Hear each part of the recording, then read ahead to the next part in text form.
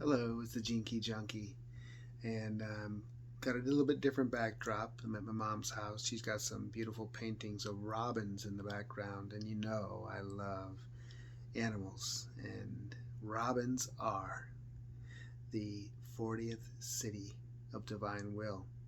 It's the first sacred seal, and that is a special painting right there. But I'm not here to talk about that. I'm here to talk about the 36 gene key.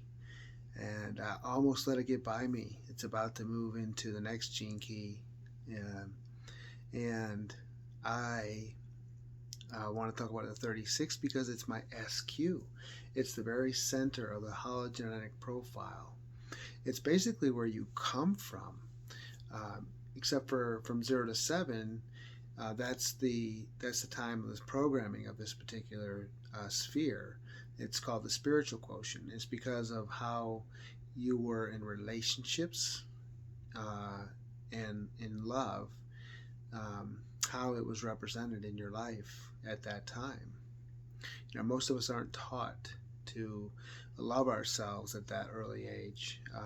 Most of the time, our parents are telling us, no, don't do that, whatever, do this, whatever. And so it's like we're under some kind of a control of our parents.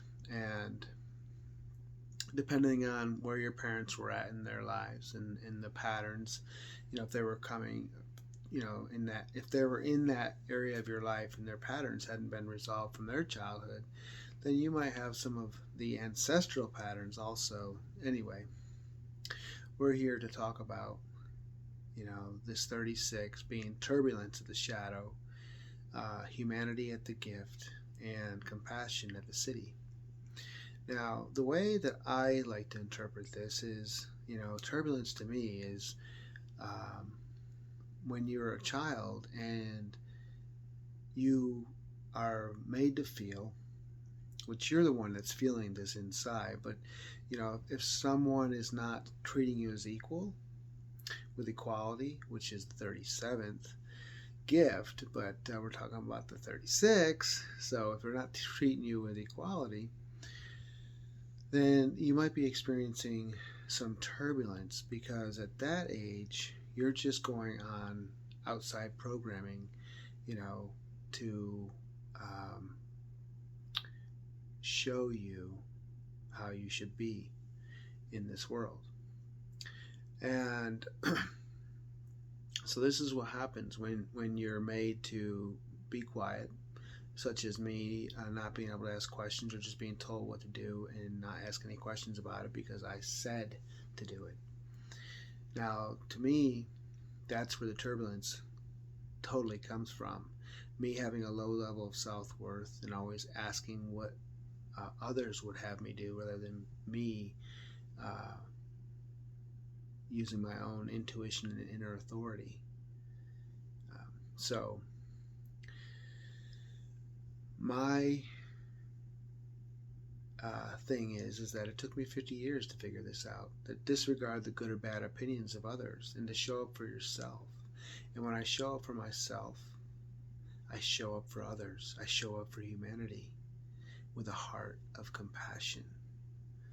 And so that is my take on this 36 gene key, which is my come from, my heart of compassion for being here now, for being human at the highest level, and for allowing everything in my life to serve me, to serve the highest good, to serve the highest good of all.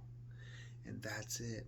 And this is one of the reasons why I feel I love Animal Totem so much, because it bypasses this mental space where you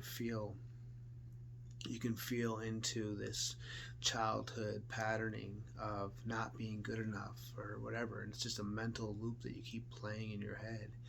And yet these animal totems, when I see them, I just listen to the 64-way audio contemplation, and I'm telling you, I sift out the gold nuggets, because being told to do stuff and being told not to ask questions, eventually human nature, you're going to ask questions. And so my favorite quotes They're Question Everything by Buddha.